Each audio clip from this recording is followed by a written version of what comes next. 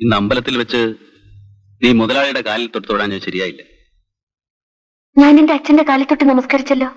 നിന്റെ അച്ഛനേക്കാൾ ഇന്ന് നീ താല്പര്യം കാണിക്കേണ്ട മുതലാളിയോട്. അതെന്തിനാ? അദ്ദേഹം നിന്റെ പേരിൽ ഒരു വീട് എഴുതി തന്നു. കല്യാണത്തിനുള്ള സർവ്വ ചെലവുകൾ അദ്ദേഹം വഹിച്ചു. വേറെ വല്ലവരാണ് ഇങ്ങനെയൊക്കെ ചെയ്യൂ? എന്തിനാ ഇതൊക്കെ ചെയ്തത്? നിന്നോടുള്ള പ്രത്യേക സ്നേഹം കൊണ്ട്. അതെന്താ നീ മനസ്സിലാക്കാത്തത്?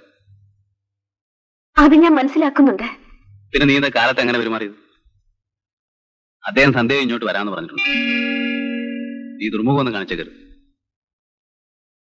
എന്തിനാ വരുന്നത്? അതിപ്പോ എനിക്കെങ്ങനെ അറിയാം? വാസു, മുതലാളി വന്നു. ഞാൻ പറഞ്ഞൊക്കെ ഓർമ്മയുണ്ടല്ലോ.